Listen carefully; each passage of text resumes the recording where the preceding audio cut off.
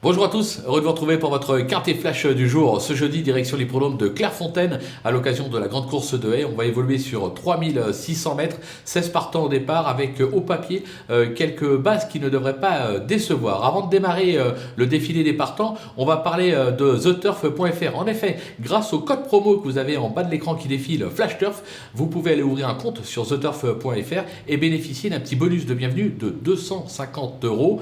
Personnellement, ça se tente.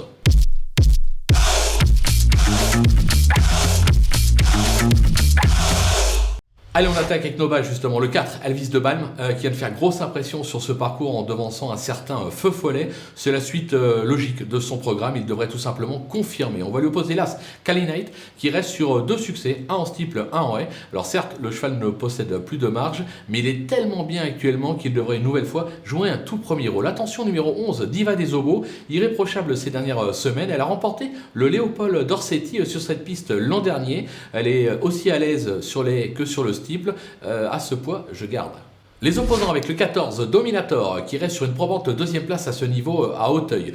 Le tracé de Clairefontaine ne sera pas un souci pour lui. Il devrait confirmer sa forme actuelle et conclure dans la bonne combinaison. Le numéro 15, Enya, plutôt régulier dans l'ensemble, il s'adapte à tous les tracés. Sa forme est sûre, comme l'atteste sa récente deuxième place sur l'hippodrome de Dieppe.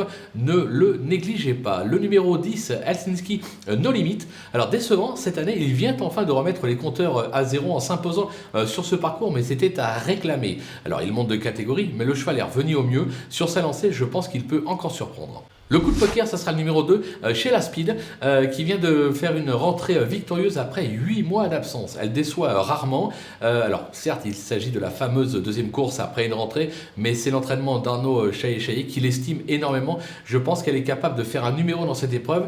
D'ailleurs, je serais même tenté d'aller la jouer en simple gagnant placé sur TheTurf.fr, où en général les rapports sont plus rémunérateurs que sur les autres opérateurs. Les outsiders avec le numéro 6, Kenadara, sans être un foudre de guerre, il fait toutes ses courses. Il s'est placé sur ce parcours dernièrement. Sur sa lancée, il peut encore accrocher un accessible, même si c'est un peu une course test au dire de son entourage. Le numéro 5, Anka, alors sans être une championne, elle compte quelques bonnes sorties à son actif. Le tracé de Clairefontaine devrait lui plaire. Elle peut elle aussi espérer se placer plus pour une 4-5e place. Le numéro 9, My Boy, qui reste sur 5 perfs de choix, 3 victoires et 2 accessites, mais à qui à réclamer. C'est pas la même catégorie. Il va découvrir la piste et moi je le préfère sur les tracés sélectifs.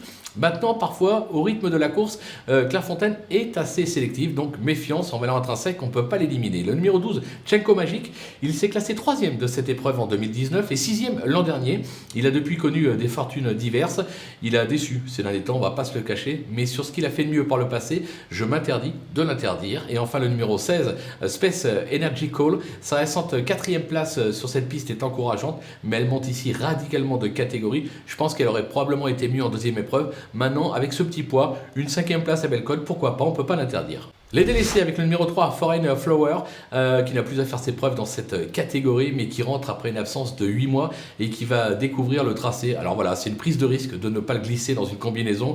Moi, je demande à voir, 8 mois, ça fait beaucoup. Il n'aura pas son terrain, raison pour laquelle je préfère tenter l'impasse. Le numéro 7, Katana One, qui était entraîné par François Nicole par le passé. Moi, je trouve que c'est vraiment décevant cette année, notamment dernièrement sur l'hippodrome de Dieppe.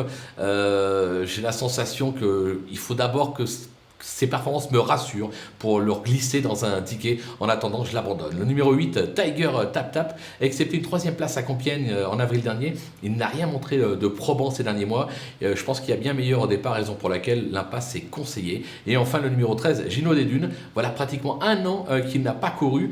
Il est surtout réputé sur le steeple. Pour cette remise en route, on va tout simplement le regarder courir. Voilà, on a fait le tour de cette belle épreuve. On va se quitter bien évidemment avec ma sélection et mes conseils de jeu. À vous de jouer.